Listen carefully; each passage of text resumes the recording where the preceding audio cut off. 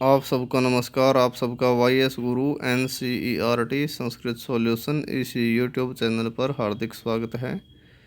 आज हम आपके लिए लेकर आए हैं एक अपठित गद्यांश जो कि 10th क्लास और 9th क्लास के लिए बहुत ही महत्वपूर्ण चैप्टर माना गया है। और इससे पहले हम आपको बता देना चाहते हैं, यदि आप हमारे इस चैनल पर पहली बार आए हैं तो हमारे इस चैनल को सब्सक्राइब कर लें और संस्कृत के अध्ययन के लिए निरंतर हमारे साथ जुड़े रहें। इस वीडियो को अपने मित्रों के साथ ज़्यादा से ज़्यादा शेयर करें, लाइक करें, कमेंट करें। तो आइए देखते हैं। सबसे पहले हम इस पैराग्राफ को, गद्यांश को समझते हैं। इसमें क्या है, किस विषय पर यह पैराग्राफ है, फिर हम प्रश्नों के उत्तर करेंगे। तो आइए यहाँ पर देखते हैं। सबसे पहले है एकदा। थोड़ा सा और जूम कर लेते हैं। हाँ, अब ठीक है। तो एकदा, एक बार, द्रोणाचार्य है, द्रोणाचार्य ने कौरवान, कौरवों को, पांडवान, पांडवों को, च और पाठम, पाठ, एकम, एक, अपाठ्यत, पढ़ाया। एक बार द्रोणाचार्य ने कौरवों को और पांडवों को एक पाठ पढ़ाया। जैसा कि आप जानते हैं, महाभारत में कौरव और पांडवों के बीच में युद्ध हुआ था। तो कौरवों के और पांडवों के दोनों के ही गुरु जो हैं वो द्रोणाचार्य थे। तो एक बार द्रोणाचार्य ने कौरवों को और पांडवों को एक पाठ पढ़ाया। कौन सा पाठ पढ़ाया? सत्यम वद धर्मम चर। सत्य को बोलो यानी कि सच बोलो, और धर्मम चर, धर्म का पालन करो यानी कि धर्म पर चलो। तो ये टॉपिक था। अग्रिमे दिने, अगले दिन, सर्वे सभी, शिष्यों ने, अगले दिन सभी शिष्यों ने, पाठम, पाठ को, कंठस्थी कृत्वा आएगा यहाँ, कंठस्थी कृत्वा, ठीक है, कंठस्थी यानी कि याद करके, गुरुम अश्राव्यन, गुरु को सुनाया। अगले दिन सभी शिष्यों ने उस पाठ को याद करके गुरु को सुनाया।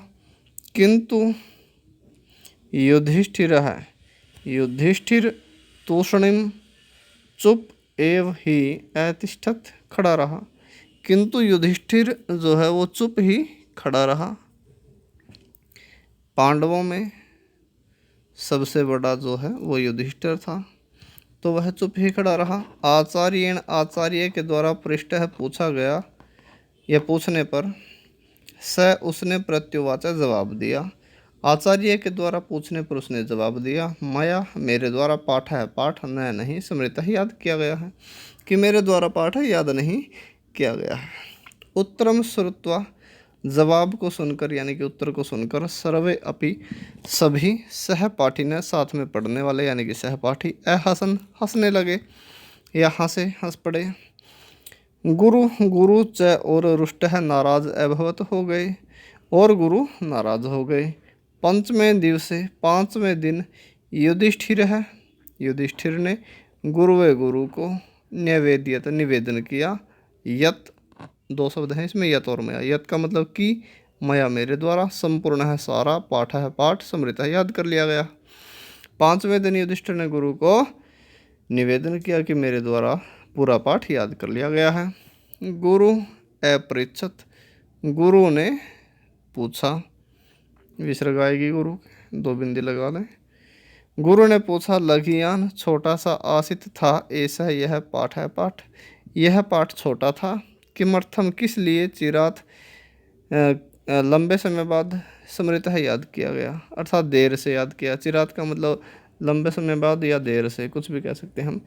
क्यों देर से याद किया गया? सह, उसने, अवदत्त कहा, हे गुरु, हे गुरुदेव, वत्सा, वाणी से, जुबान से, तू तो पाठ है, यहाँ पाठ आएगा, एक ही मात्रा नहीं आएगी, पाठ है, स्मृत है, पाठ याद कर लिया गया। आसित था कि जुबान से तो पाठ याद कर लिया गया था, परंतु प्रमादेन, प्रमाद से, हास्यन, मजाक से, वाह या, अनेक बारम, अनेक बार, असत्यम अवदम, झूठ बोला गया था। असत्यम का मतलब झूठ, अवदम बोला गया था। और पाठ का टॉपिक क्या था? सत्यमवद धर्मम चर, कि सच बोलो और धर्म पर चलो। तो उसने कहा कि पाठ तो याद कर लिया गया था, लेकिन प्रमाद के द्वारा और हास्य के द्वारा अनेक बार मेरे से झूठ बोला गया था। हय है प्रवृत्ति, हय का मतलब कल बीता हुआ, कल से, प्रवृत्ति का मतलब लेकर, कल से लेकर, मया मेरे द्वारा, असत्य वचनम झूठी बात या झूठा वचन न नहीं भाषितम कहा गया है।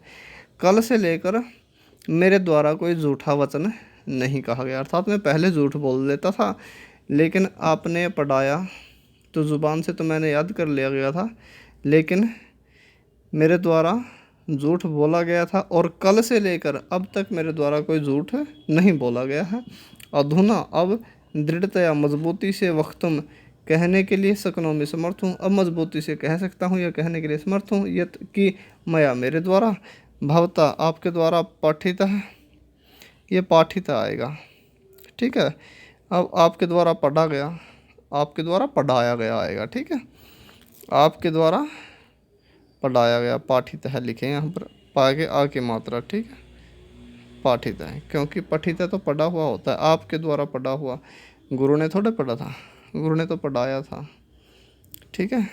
तो यहाँ पर क्या आएगा, पाठित है, हाँ, पाठित होता है पढ़ाया गया, कि आपके द्वारा पढ़ाया गया, पाठ है पाठ, स्मृत है याद कर लिया गया, कि मेरे द्वारा झूठ बोलना छोड़ दिया गया कल से, अब मैं मजबूती से कहता हूँ, कह सकता हूँ कि आपके द्वारा पढ़ाया गया पाठ याद कर लिया गया। भाई वो पाठ मैंने याद तो कर लिया था, लेकिन जो पाठ की शिक्षा थी वो तो मैंने अपनाई नहीं थी ना, इसलिए फिर पाठ याद करने का फ़ायदा क्या हुआ, उनका कहने का मतलब यही था। इदम श्रुत्वा, यह कहकर, इदम श्रुत्वा, सॉरी, श्रुत्वा मतलब सुनकर, यह सुनकर प्रीतः खुश हुए द्रोण है, द्रोण ने अवदत्त कहा, द्रोण कौन था, उनका गुरु, कि तुम धन्योसी, धन्य हो यह जिसने पाठम पाठ को, जो यह मतलब जो या जिसने भी होता है, लेकिन यहाँ पर इसका अर्थ जो लगाएंगे, यह मीन्स जो पाठम पाठ को व्यवहार व्यवहार में आनितवान लाए हो, कि जो पाठ को व्यवहार में लाए हो, तुम धन्य हो जो इस पाठ को वास्तव में व्यवहार में ले आए।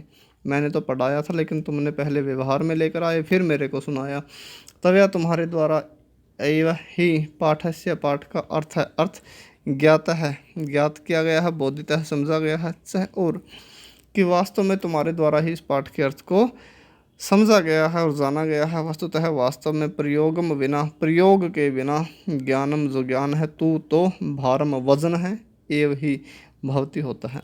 वास्तव में प्रयोग के बिना ज्ञान तो भार ही होता है, अर्थात हमको केवल पढ़कर अपने दिमाग पर बोझ नहीं रखना, जो हम पढ़ते हैं, अच्छी अच्छी बातें शिक्षा प्राप्त करते हैं, उसको अपने व्यवहार में भी लाना है, इससे यह शिक्षा हमको मिलती है। तो अब हम इसके प्रश्न करते हैं। पहला प्रश्न है, एक पदेन उत्तरतः, एक शब्द में उत्तर दीजिए, कौरव पांडवानाम गुरु के आसित, कौरव और पांडवों के गुरु कौन थे। तो इसका आंसर आ जाएगा द्रोणाचार्य। पेन के साथ हमने आंसर लिखे हैं। दूसरा है, पाठ है केन स्मृत है, पाठ किसके द्वारा न स्मृत है, नहीं स्मृत मतलब याद किया गया, पाठ किसके द्वारा याद नहीं किया गया, युधिष्ठिरेण। केन लिखा है ना, तो तीसरी विभक्ति लगाएंगे यहाँ भी, ठीक है। यहाँ कै में प्रथमा है, तो इसलिए युधिष्ठिर, द्रोणाचार्य में पहली। इसके बाद है, प्रयोग में बिना ज्ञानम कीदृशम, कैसा है ज्ञान, प्रयोग के बिना ज्ञान कैसा है, तो अंत वाली लाइन आई है, प्रयोग में बिना ज्ञानम भारम, तो भारम, भारम का मतलब वजन वाला है, भारी है। चौथा है, युधिष्ठिर है, क्या पाठ है न स्मृत है, युधिष्ठिर के द्वारा कौन सा पाठ न स्मृत है, याद नहीं किया गया, तो न, ये न है, ने नहीं है, न, तो सत्यमवद धर्ममचर, यह पाठ याद नहीं किया गया था। इसके बाद पूरे वाक्य में आंसर देने हैं। यहाँ पर है, पूरे वाक्य में जो आंसर देने हैं वो यहाँ पर देखिए,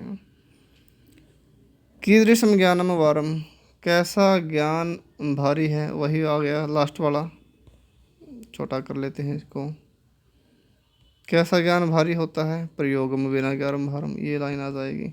इसके बाद प्रीता द्रोण है, खुश हुए द्रोण ने युधिष्ठिर की मैं बदत, युधिष्ठिर को क्या कहा, क्या कहा, खुश, ये आ जाएगा, प्रीता द्रोण है अवदत्त, ठीक है। प्रीतः द्रोण अवदत्त त्वम धन्योसी यम, यह पाठ में व्यवहार या नित्यवान, ठीक है, इतना आ जाएगा। यहाँ पर प्रीता द्रोण है अवदत्त, किम को काट देंगे हम, ठीक है, किम को काट देंगे और वो पूरी लाइन लिख देंगे अवदत्त।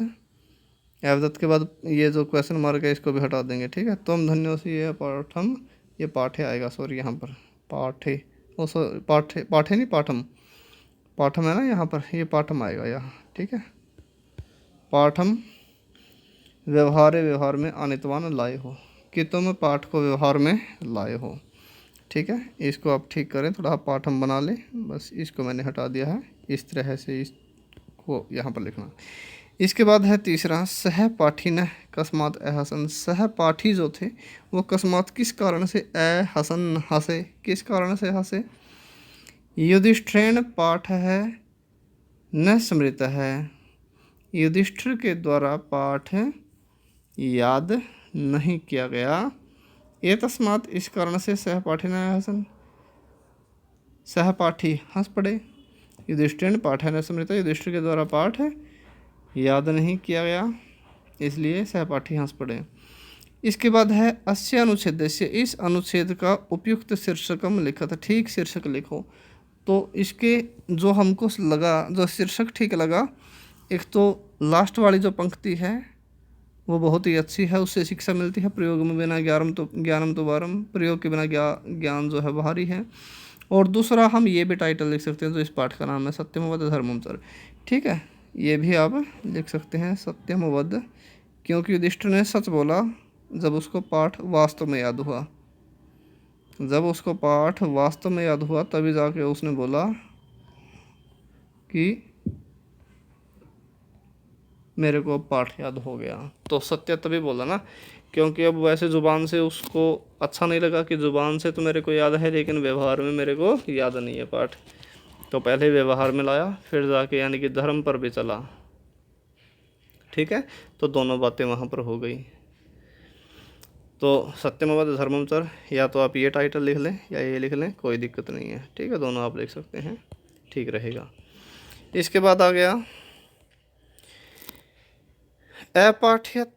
अपाठ्यत जो है इस क्रियापद का कर्ता अनुच्छेदात, अनुच्छेद से चित्वा लिखा था, चुन करके लिखो। तो अपाठ्यत कहाँ पर आया था, यहाँ पर पहली लाइन में।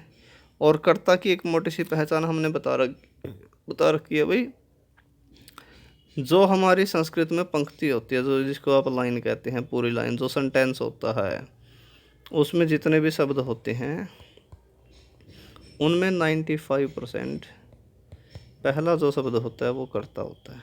तो इस लाइन में पहला शब्द कौन सा है, एकदा तो एक बार है, लेकिन ये तो निपात है, निपात मतलब अविकारी शब्द है, अविकारी नहीं। तो यहाँ पर द्रोणाचार्य को लेना हमको, ठीक है। अविकारी शब्द को नहीं हम कर्ता मान सकते, कर्ता काम करने वाला होता है, इसलिए मैंने 95% का है, 100% नहीं। इसे आप पहचान सकते हैं, देखो मिल तो गया शुरू में, तो एकदा तो हो नहीं सकता, तो यहाँ पर द्रोणाचार्य हुआ, ठीक है। द्रोणाचार्य यहाँ पर इसका आंसर हो गया। इसके बाद आ गया मया पाठन स्मृत, मेरे द्वारा पाठ याद नहीं किया गया।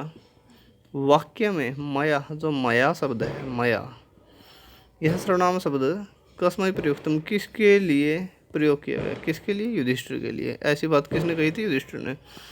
इसके बाद अब प्रीता द्रोण है, खुश हुआ द्रोण, इति अन्यो, इन दोनों में विशेष्य क्या, विशेषण कौन सा होता है। इसकी एक मैंने मोटी सी पहचान बताई थी कि मिलते जुलते जो दो शब्द होते हैं ना, यहाँ तो दिए ही दो हैं, तो जो दो शब्द होते हैं मिलते जुलते उनको विशेषण विशेष्य के रूप में यदि दिया जाए तो उनमें जो पहला शब्द होता है वो विशेषण होता है और दूसरा विशेष्य है। विशेषण कौन सा होता है, पहला शब्द विशेषण होता है और दूसरा विशेष्य, तो दूसरा कौन सा, द्रोण है, तो द्रोण विशेष्य है, ठीक है। इसके बाद है त्वम धन्यो असि, तुम धन्य हो। अत्र क्रियापदम, इसमें क्रियापद क्या है, मैंने कहा था संस्कृत के वाक्यों में जो लास्ट वाला वर्ड होता है वो क्या होता है, क्रिया। तो यहाँ पर क्या है, असि, ये असि है, तो असि क्रिया। तो आशा करता हूँ सभी छात्रों को यह जो गद्यांश है ज़रूर समझ में आया होगा, और संस्कृत के निरंतर अध्ययन के लिए हमारे साथ निरंतर जुड़े रहें।